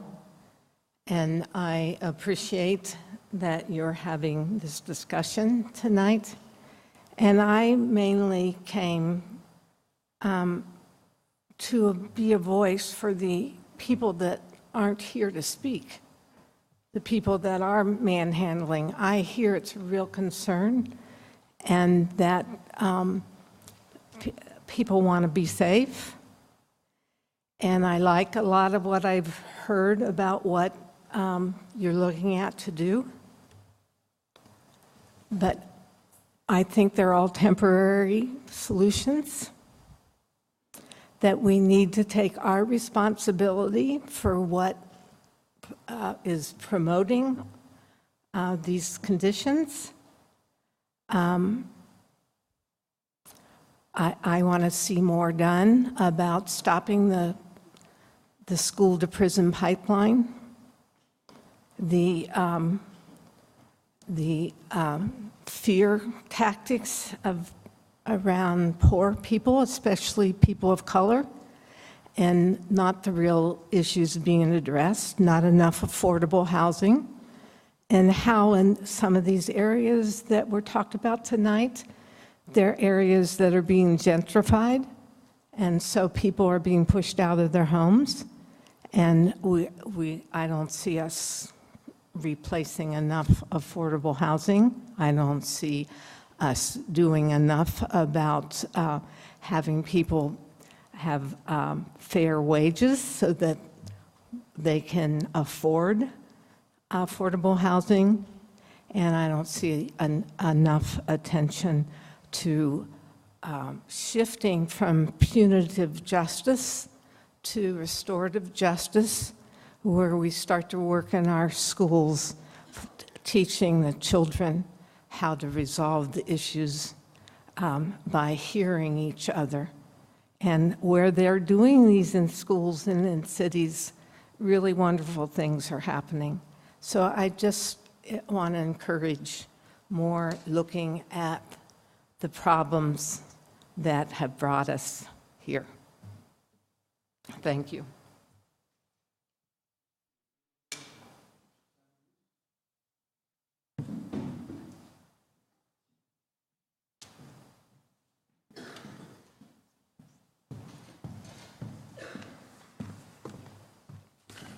Thank you, Mr. Chairman, President Pro Tem.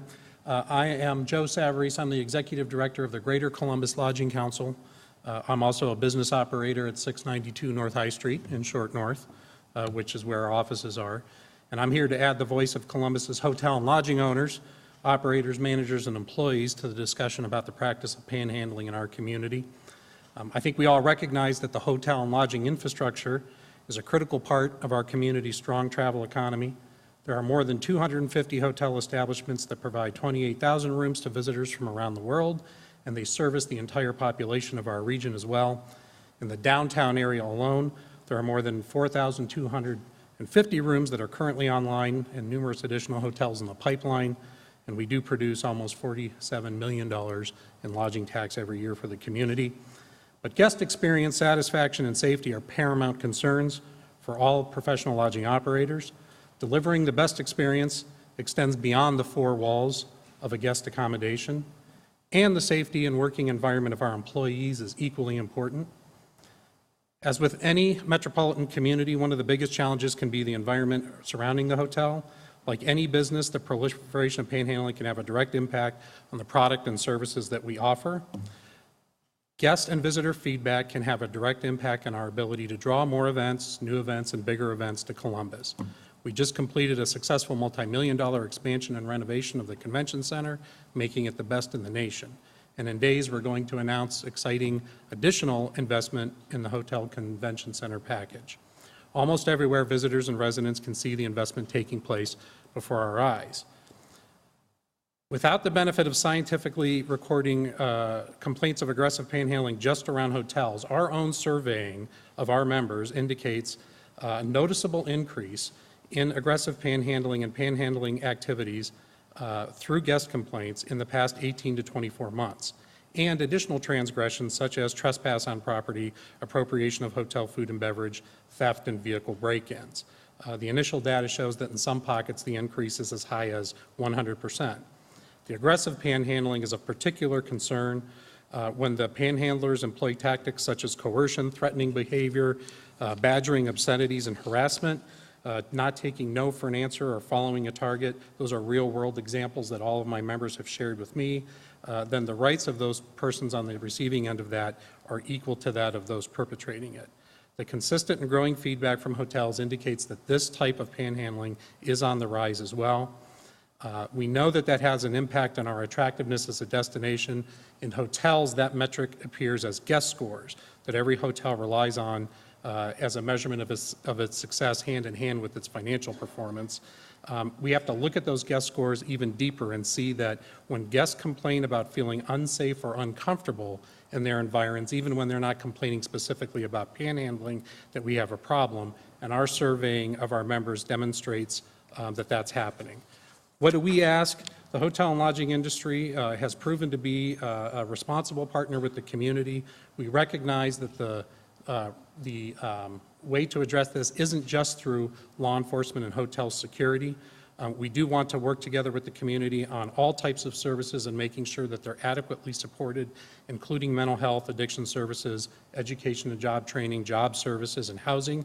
We will be a partner in those efforts, but we do ask to seek your help in inhibiting aggressive panhandling and enforcing reasonable restrictions where that does happen. There's no easy answer, but we do pledge to working with council going forward to do that, not just through the enforcement mechanisms, but through the other things that we can do as a community as well. Making the city a better place for visitors makes it a better place to live and a place that we can be proud to call home.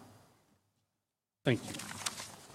Mr. Savarese, would you also, if you have a survey, would you make sure it gets provided to Ms. Baker-Morris? Absolutely. We have some early data Yes. that I excerpted from to see where we were in gathering that, and when we're done, we'll produce a full report and share all the specifics. Appreciate it. Thank you very much. Mr. William Huffman.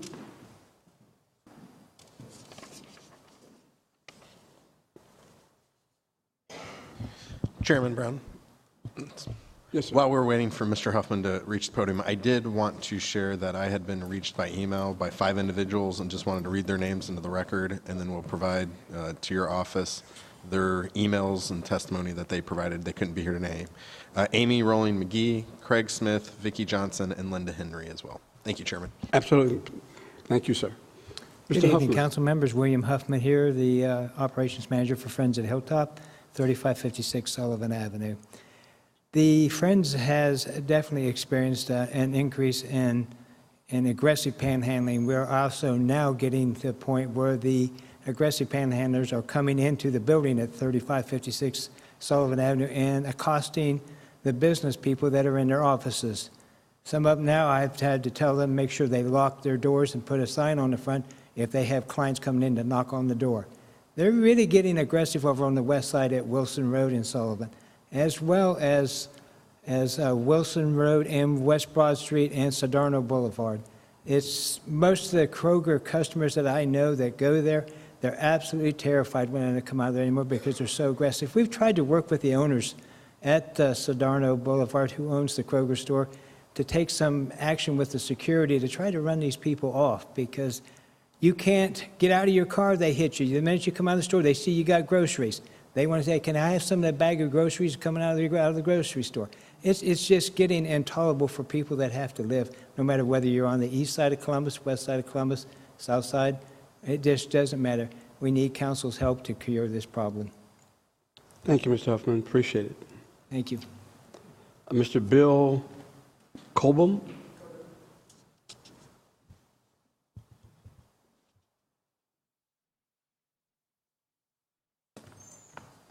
Chairman Brown. Yes. President Pro Tem Stinziano, thank you. Your name and any organization you're associated with, and your address, please. Capitol Crossroads, my name is Bill Coben. Yes, sir. The other outreach specialist and I are responsible for engaging people who are in need in Capitol Crossroads and Discovery Special Improvement District. Downtown SIDS currently invests $150,000 a year in the outreach program and contract the services out to Maryhaven. Keith and I work with people downtown on the street, in our office, in parks, and at other properties where people who are in need are experiencing homelessness. Our mandate revolves around homelessness, but is open-ended. And at the end of our job description, it says, and whatever else is needed. In 2017, we moved 84 people off the street. 65% of the individuals were connected to supported housing, private landlords, or were bused home to their families in other cities. The other 35% were connected to temporary shelter. These statistics come from our official client files. As we engage with hundreds of folks every week, these numbers do not reflect the people that we help to find food, clothing, or connect to other services. We help people obtain mental health, addiction, and financial assistance, as well as procuring birth certificates, IDs, and Social Security cards. Keith and I engage people we see panhandling in the downtown. Typically, less than 10% are interested in housing services. Our bicycle security officers see most of the panhandling, as this is usually someone asking for money in the businesses or walking down the street. The officers always ask the person if they need outreach, and then they either call myself or Keith to the scene or bring them back to the office. Let's just move on. We engage anyone sitting with a sign directly, give them our card, and ask about their situation. Most of these folks have been very honest with us, telling us at times they're in housing or where their camps are. They know that we're not in enforcement, so many are very, they talk to us a lot, and I would say approximately 20% have admitted to being heroin addicts. Through the system of the shelter board, we look and see the people that we're engaging with, and many show that they have been to the engagement center, which points to alcohol addiction. I would say that there is a more prevalence of alcohol addiction in the downtown, as our ambassadors and us spend quite a bit of time calling a net caravan for down-and-out individuals in the downtown. Sex offenders present another tough problem we encounter very often. One individual with whom we engaged came from Colorado Springs. Frank, who liked to be called Francis, would come in from his tent early in the morning and set up a lawn chair, signs, etc., right beside Tim Hortons on Capitol Square. He didn't want to work with us on housing, so I Googled him, trying to find out what his story was. He popped as a non-reporting offender, and with the assistance of Lisa Diefendiefer, we contacted the Colorado Springs authorities. They put us in touch with Officer Meek, the sheriff's office. That she contacted the federal marshals, and they extradited him back to Colorado Springs. He had raped 2 little boys out there, so this was a big win for Columbus. One of the things that would have helped would have been a sit-lie law, prohibiting sitting or lying on the sidewalk. Even if not enforced, it would give CPD probable cause to ask for ID and run a nationwide warrant check. People with mental health problems take up another big chunk of time for outreach and the rest of the ambassador staff. Melvin P. required quite a bit of effort from Capitol Crossroads and Maryhaven. Melvin came here from Albuquerque, New Mexico, via California and Toledo, panhandling and slowly becoming catatonic. He was a very large and quite intimidating black man, about 60 years old. On a walk with Mr. Alexander, I introduced Melvin and got advice to immediately probate him. We called NetCare, they sent a professional, signed a pink slip. Our special, with the help of the special from the CODA office, transported him to Twin Valley.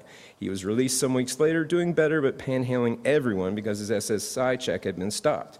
He slowly went down and we had him probated again. I called Twin Valley and they let me come and do intake with him for housing.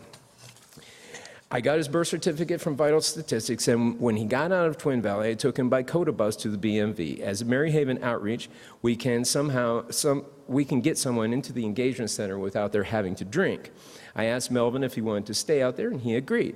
He would come downtown in the daytime, and as he went down in mental health, we had him probated again. Melvin was pulled for the Van Buren subsidized housing complex. He was released. He stayed at Maryhaven until he moved in. The Maryhaven folks helped Melvin to get his SSI back, find a payee, and get food assistance and health insurance. Melvin still goes down from his mental health, and Van Buren has probated him a couple of times. He comes downtown quite a bit, so the ambassadors are sometimes the first to notice these changes. Mr. Copeland, Yes. we've exceeded the 3 minutes. If you have written testimony, why don't you submit that? Because I want to make sure and respect everybody else's time who's present this evening, and we can go from there, okay? Sure. Thank you. Ms. Christine Sheeran.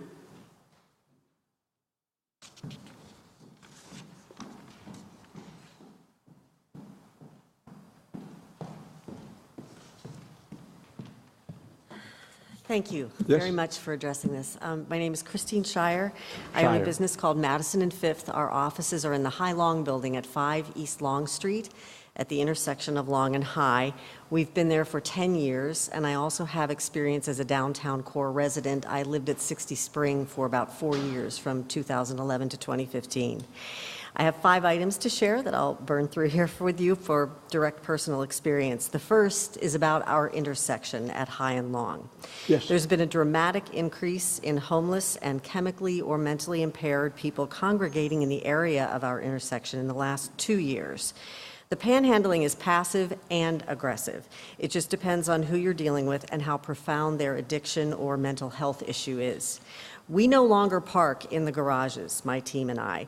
We choose on-street or open surface lot parking to remain visible if we need help. And even then, we're approached and panhandled aggressively in the surface lots. High Long is home to the YMCA and the Southeast Mental Health Facility.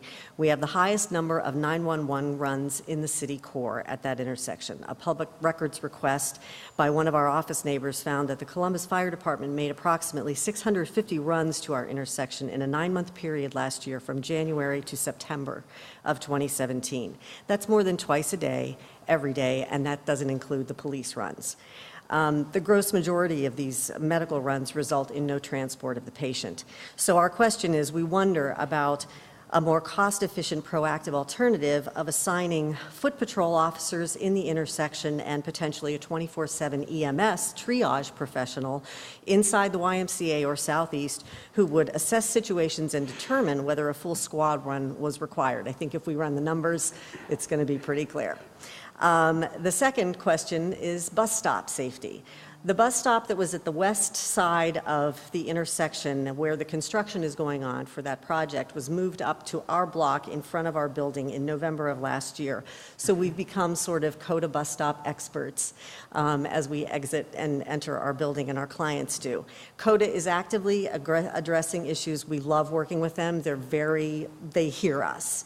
But I encourage you to drive around downtown at night to see if you would feel confident leaving your grandmother to wait at a CODA bus stop.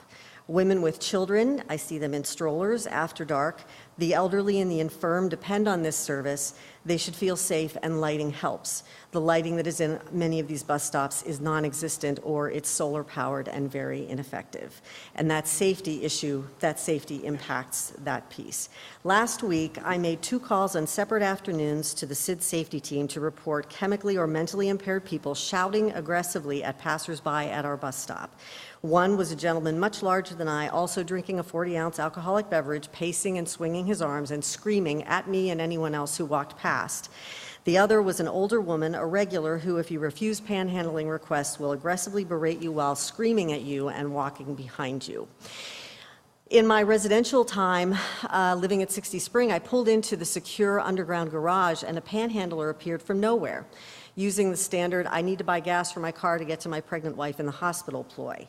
His access to residences was readily available a few steps away at the stairs. He ran off when I said no from the safety of my car. At that moment, another resident, a young woman about 25, drove into the garage. I told her to remain in her car because there was a strange man in the garage and police were on their way. She described my panhandler perfectly and said he approached her in the garage as she was exiting her car a few days earlier, pressed her half-open car door against her to trap her, demanding money, and she gave it to him. A confrontation over money can easily escalate into an assault. We need to acknowledge that panhandlers are not all created equal, and particularly when impaired by drugs or mental health issues, they possess potential for doing great physical harm. We've got substance abuse issues. I don't want to take up more time than I have, and I have this in writing and I'll submit it. But in closing, these problems are urban living problems all cities face. City government and the police cannot effectively address the root of these problems. To Mrs. Dybel's point, she's absolutely right. We do feel, though, that going back to the golden age of foot patrol policing, where officers are friendly and persistent presence with capability to immediately make arrest for public urination, intoxication, and threats, would return some level of safety to our environment, particularly in the area of our intersection. Thank you very much. Mr. Harris, thank you, and I appreciate having the public testimony provided to us. Mr. Jason Williams, still here. Thank you.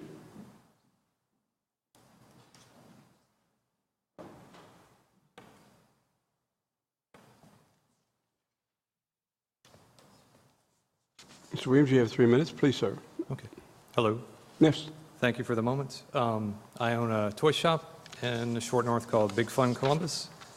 And I was going to change this a little bit. Several points that folks have mentioned already are several points that I wanted to mention. A solution that they've come up with in Louisville, Kentucky to help curb aggressive panhandling are donation boxes. So they have donation boxes set up with information, pamphlets citing that it's better to give, citing shelters, organizations that this money will be siphoned toward instead of just giving that money toward the panhandler. So I think that would be a good idea to introduce into the city in various areas and have either city ambassadors or special units of the police department to monitor those donation boxes, because I'm sure eventually they had, I didn't do a lot of research, I just came upon the idea in Louisville that I'm sure that they had issues with folk trying to steal that money out of the donation boxes. So I think something like that would be a good idea to implement in the city. Okay. I've had plenty of rotten experiences at my shop, and we've been there for 5 years. It's primarily toys, and we have kids through adults coming through. I've been assaulted by vagrants. I got punched in the ear outside of my shop. I had trespassing charges put against that vagrant. One of my employees was almost mugged walking from the short north, from my shop in the short north to the convention center. I've had experiences where panhandlers have harassed customers, my customers outside of my shop. I've intervened in the situations that I've seen and almost encountered more violence. I've witnessed a lot of catcalling, a lot of lewd comments toward visitors, and I think several points that have been made about visitors coming to our area. This negative word of mouth travels a lot faster than positive word of mouth. We get a lot of visitors to this city. I'm astonished at how many and how much money comes in after hearing a convention center representative talk about that. If somebody has a bad experience, which I've had plenty of bad experiences down here, and I'm a little bit used to it, but it still affects me. We've had issues with public urination. We've had issues with theft. We've had issues with several chronic offenders. Betsy would recognize the names Eric Reed and Frankie Manning. Those two individuals have a lot of mental health problems, as I suspect many panhandlers do. And I would like to see them receive mental health versus being let back out of jail after a couple days only to continue the same cycle of violence. Many of these folks need to be medicated and to be monitored. We've had a lot of property damage down in the short north, just not with my business. Mine has been minimal. At least 8 to 10 of my neighbors over the past 5 years that we've been down there have had their windows broken, have had a lot of panhandlers break their signs, do various other damage to their shops. We've had a lot of issues with theft. I mentioned Eric and I mentioned Frankie, and we've had a lot of other ones, and we've filed trespassing charges and various other things against these folk. Issues of public drunkenness. I think Betsy mentioned that areas by 3rd to 5th are particularly terrible in the short north, and I agree with that. In front of Scully's parking lot, near their parking lot, Bollinger Tower is now abandoned. Till it gets renovated, you have congregations of folk hanging out there. Well, did I go past? I'm sorry. Yes, it's okay. Sorry Please about that. finish up. General harassing behavior. My customers being followed outside, as several folk have talked about. Their customers being followed outside. Mine have been followed outside. I've had to go outside. My workers have gone outside to provide extra security or just a body to be visible to prevent these people from being potentially robbed. So I've had, as I think a few folk have mentioned, vagrants coming into restaurants, vagrants coming into hotels. I've had that at my shop too. So it is, I would like to see, we had bike patrols at one time. I'd like to see more bike patrols, more police presence, and potentially donation boxes, which help alert folk. You can give your money to these organizations through this means. The money will go toward these organizations, and this is how they'll help folk. I think that would be a positive way to deal with it. Thank you. Thanks for coming down. Thank you. Alicia Bach.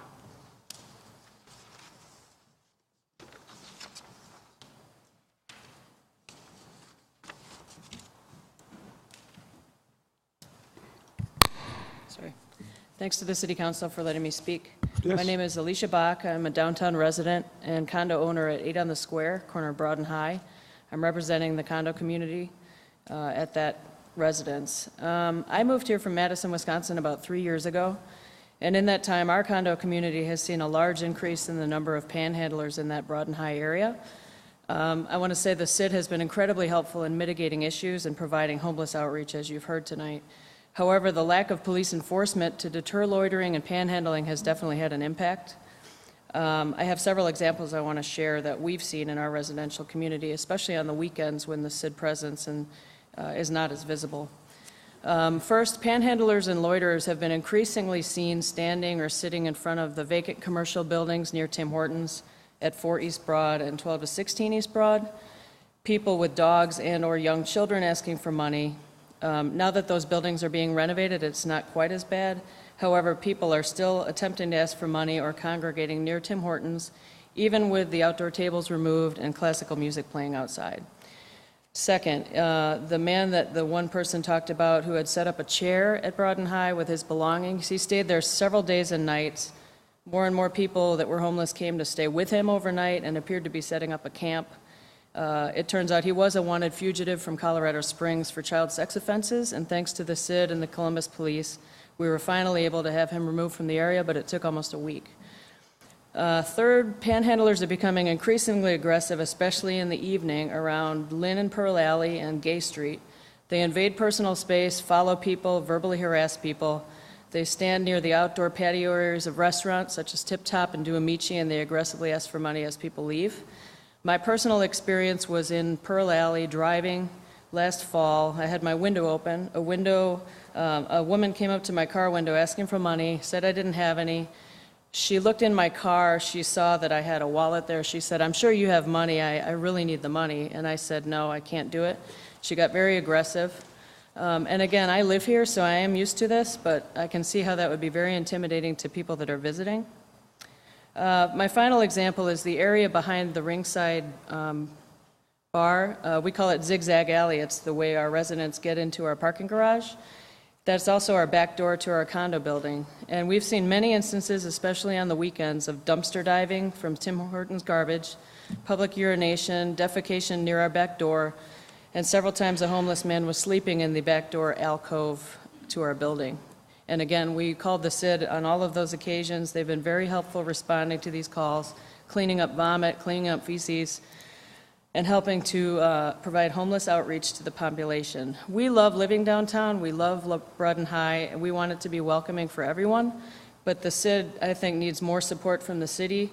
Some of the examples that you've heard tonight, I think, might mitigate these increasing situations, but we do believe it's increased quite a bit. Thank you for your time. Ms. Bach, thank you. Our last public speaker this evening is a Mr. John Fleshman.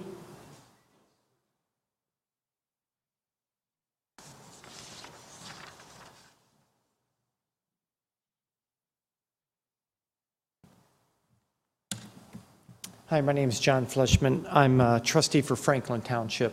Yes, sir. We have something in common with what we're seeing with the homeless. The one thing that doesn't separate us from the problem, homelessness in this knows no boundaries.